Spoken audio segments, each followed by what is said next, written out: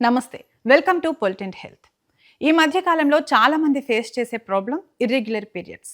ఈ irregular periods వల్ల వచ్చే కాంప్లికేషన్స్ గురించి ఈరోజు మనం తెలుసుకునే ప్రయత్నం చేద్దాం. ఈరోజు మనతో పాటు ఉన్నారు సీనియర్ గైనకాలజిస్ట్ డాక్టర్ రజని గారు. మేడంని అడిగి మరిన్ని విషయాలు ఇప్పుడు తెలుసుకుందాం. నమస్తే మేడం. మేడం, ఈ మధ్య కాలంలో చాలామంది ఫేస్ చేసే ప్రాబ్లం ఇర్రెగ్యులర్ పీరియడ్స్. ఈ ఇర్రెగ్యులర్ పీరియడ్స్‌కి రీజన్ ఏమై ఉంటుంది? అలాగే ఎలాంటి కాంప్లికేషన్స్ వస్తాయి? సో మీరన్నారు ఈ మధ్య కాలంలో ఇర్రెగ్యులర్ పీరియడ్స్ అని. సో ఒకప్పటికి కంపేర్ చేసుకుంటే పాస్ట్ జనరేషన్ కన్నా ఇప్పుడున్న జనరేషన్‌లో ఈ ఇర్రెగ్యులర్ పీరియడ్స్ ప్రాబ్లమ్ అనేది మనం కామన్‌గా చూస్తాం. It's maybe because of the life style changes వల్ల కూడా వన్ ఆఫ్ ద రీజన్‌గా మనం ఈ ఇర్రెగ్యులర్ పీరియడ్స్‌కి కనుగొన్నాం. దానికి అదే కాకుండా ఎక్కువగా వెయిట్ గెయిన్ అయినా కానీ, స్ట్రెస్ ఫ్యాక్టర్స్ ఉన్నా కానీ, స్లీప్ డిస్టర్బెన్సెస్ ఉంటే కూడా ఇర్రెగ్యులర్ పీరియడ్స్ వచ్చే అవకాశం ఉంటుంది. అదే కాకుండా hormonal problems like PCOD, polycystic ovarian syndrome అంటాము. సో దీంట్లో పీసీఓడి అనేది ఈ మధ్య కాలంలో చాలా ఎక్కువగా మనం చూస్తున్నాం. దాంట్లో కూడా ఇర్రెగ్యులర్ పీరియడ్స్ వచ్చే అవకాశం ఉంటుంది. అదే కాకుండా థైరాయిడ్ ఇష్యూస్ ఉన్నా కానీ, హైపో కానీ, హైపర్ థైరాయిడ్ ప్రాబ్లం వల్ల కూడా మనకు ఈ ఇర్రెగ్యులర్ పీరియడ్స్ వచ్చే అవకాశము చాలా వరకు చూస్తుంటాం. సో ఈ పీసీఓఎస్ ఏదైతే కామన్గా మనం చూస్తున్నామో దాంట్లో ఏంటంటే ఈ irregular periods because of the hormonal changes వల్ల వస్తూ ఉంటుంది. సో దీంట్లో ఏంటంటే ఆండ్రోజన్ హార్మోన్ అనేది ఫీమేల్స్లో అంటే మేల్ హార్మోన్ అనేది ఎక్కువ మోతాదులో పెరిగి దానివల్ల ఎక్సెసివ్ హెయిర్ గ్రోత్ రావడము, తర్వాత పిగ్మెంటేషన్ రావడము, ఒబేసిటీ అవ్వడము. సో ఇలా అయిపోయి వాళ్ళకి కాస్మెటిక్గా కూడా వాళ్ళు చాలా లోగా ఫీల్ అయ్యే అవకాశం ఉంటుంది. ఈ ఇర్రెగ్యులర్ పీరియడ్స్ అవ్వడం వల్ల వాళ్ళకి ఎప్పుడు పీరియడ్ వస్తుందో అర్థం కాదు. కొంతమందికి 2-3 మంత్స్కి కూడా పీరియడ్స్ వచ్చేలాగా ఉంటుంది. కొంతమందికి ఇట్ గెట్స్ డిలేడ్, వేరియట్స్, ఒక్కొక్కరికి ఒకలాగా ఉంటుంది. కొంతమందికి అసలు చాలా తక్కువగా అమౌంట్ ఆఫ్ బ్లీడింగ్ వచ్చే అవకాశం కూడా మనము చూస్తుంటాం. సో ఈ ఇర్రెగ్యులర్ పీరియడ్స్ అవ్వడం వల్ల ఏమవుతుందంటే ఓవులేషన్ అనేది సరిగా అవ్వదు. నార్మల్గా 1 మంత్ పీరియడ్ 30 డేస్ సైకిల్ పీరియడ్స్లో ఏంటంటే ఓవులేషన్ అంటే ఎగ్ రిలీజ్ అనేది అవుతుంది.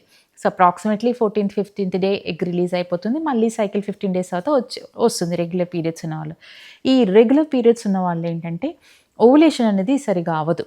సో ఇర్రెగ్యులర్ అయిపోయి ప్రాపర్గా సైకిల్ హార్మోనల్ వేరియేషన్స్ రావడం వల్ల ఈ ఎగ్ రిలీజ్ అవ్వకపోవడం వల్ల ఇన్ఫర్టిలిటీ అంటే ప్రెగ్నెన్సీ రాకపోవడము, సో ఇర్రెగ్యులారిటీ వల్ల ఇన్ఫర్టిలిటీ ఇష్యూస్ వచ్చే అవకాశం చాలా వరకు ఉంటుంది. ఇదే కాకుండా కొంతమందిలో ఏంటంటే ఇర్రెగ్యులర్ పీరియడ్స్ అంటే అందరికీ ఇన్ఫర్టిలిటీ రావాలని లేదు. కొంతమందికి ఇర్రెగ్యులర్ పీరియడ్స్ అయ్యేసరికి ఏంటంటే వాళ్ళకి ప్రెగ్నెన్సీ ప్లాన్ చేసుకుందాము అంటే ఎప్పుడు ఎగ్ రిలీజ్ అవుతుందో వాళ్ళకి తెలీదు.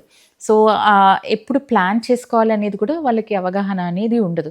సో చాలా వరకు లైఫ్ స్టైల్ అనేది డిస్టర్బ్ అవుతుంది. So they want to go to some other place, ఎక్కడికైనా ట్రావెల్ చేయాలన్నా కానీ ఎప్పుడు పీరియడ్ వస్తుందో తెలీదు. సో వాళ్ళకు ఒక సైకిల్ అనేది మెయింటైన్ అవ్వక చాలా ఇబ్బందిగా సైకలాజికల్గా కూడా ఇబ్బంది పడిపోతూ ఉంటారు. సో అందుకని ఇలా ఉన్నప్పుడు ఏంటంటే ఎవాల్యుయేషన్ చేసుకోవడం అనేది చాలా అవసరం. సో అల్ట్రాసౌండ్ స్కాన్ చేసుకోవడము, దాని తగ్గ హార్మోనల్ ఇన్వెస్టిగేషన్స్, థైరాయిడ్ టెస్ట్ అని చాలా రకాల హార్మోనల్ ఇన్వెస్టిగేషన్స్ అనేది చేయడం జరుగుతుంటుంది. సో దాంట్లో ఏ హార్మోన్ డెఫిషియన్సీ ఉంది, లేకపోతే ఏమైనా హార్మోన్ ఎక్సెస్ ఉందా, ఏం డెఫిషియన్సీస్ ఉన్నాయి, ఎందువల్ల ఇలా ఇర్రెగ్యులర్ పీరియడ్స్ ఉన్నాయని మనం కారణం కనుక్కొని దానికి తగ్గ ట్రీట్మెంట్, దాంతోపాటు లైఫ్ స్టైల్ చేంజెస్ చేయడం ద్వారా చాలా వరకు ఈ ఇర్రెగ్యులర్ పీరియడ్స్ సమస్యను అనేది మనం అరికట్టవచ్చు. ఈ ఇర్రెగ్యులర్ పీరియడ్ సమస్య అనేది యంగ్ గర్ల్స్ నుంచి ఒక మెనోపాజల్ ఏజ్ గ్రూప్ వరకు కూడా ఎప్పుడైనా రావచ్చు ఆ సమస్య. అది ఓన్లీ యంగ్ గర్ల్స్కే రావాలి అనే లేదు. ఎనీ టైం ఇన్ లైఫ్ టైంలో అంటే ఈ రిప్రొడక్టివ్ లైఫ్ టైంలో ఎప్పుడైనా రావచ్చు.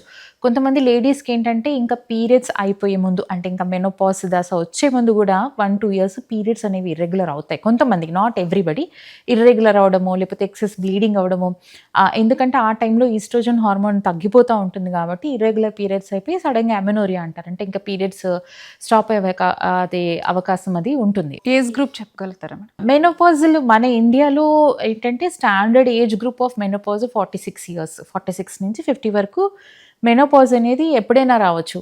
కొంతమందిలో ఫ్యామిలీలో రన్ అవుతుంది. అంటే ఫ్యామిలీలో వాళ్ళ మదర్, గ్రాండ్ మదర్ వాళ్ళకి ఏ ఏజ్ గ్రూప్లో వచ్చిందో ఫీమేల్స్కి అదే ఏజ్ గ్రూప్లో వస్తుంది.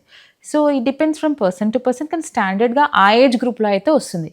సో ఈ 46 ముందు అంటే 46 ఇంకా పీరియడ్ స్టాప్ అయిపోతాయని ఒక 1-2 ఇయర్స్ ముందు కొంచెం ఇర్రెగ్యులారిటీ వచ్చే అవకాశం ఉంటుంది.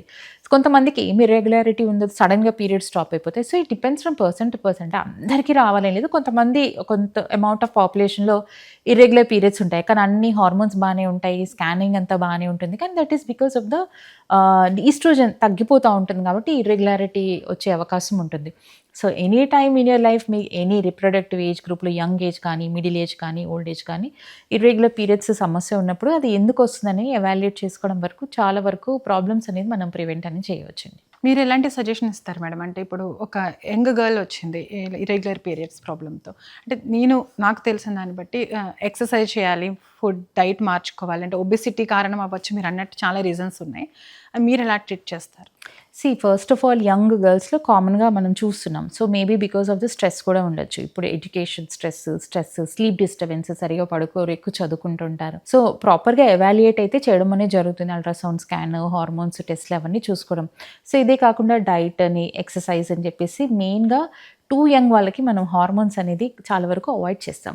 సో ఈ లైఫ్ స్టైల్ చేంజెస్ ద్వారానే మనము వాళ్ళని ట్రీట్ చేయడానికి అనేది ఉంటుంది. సో చాలా హార్మోనల్ వేరియేషన్స్ ఉన్నాయి, ఇబ్బందులు ఉన్నాయి, ప్రాబ్లమ్స్ ఉన్నాయి అంటేనే మనము హార్మోనల్ మెడికేషన్స్ ఇవ్వడం జరుగుతుంది తప్ప అదర్వైజ్ యంగ్ ఏజ్ గ్రూప్ నుంచి, అంటే ప్రాబ్లం వచ్చిన తర్వాతే కాకుండా ట్రీట్మెంట్ అనేది కాకుండా ఇప్పుడు యంగ్ గర్ల్స్కి నేను చెప్పేది ఏంటంటే mothers focus on their diet and exercise, physical activity, బాగా ఫిజికల్గా గేమ్స్ కానీ, డాన్స్ కానీ, ఏదో ఒక physical activity, sedentary lifestyle అనేది లేకుండా ఫిజికల్గా యాక్టివ్ ఉండడం అనేది చాలా అవసరం.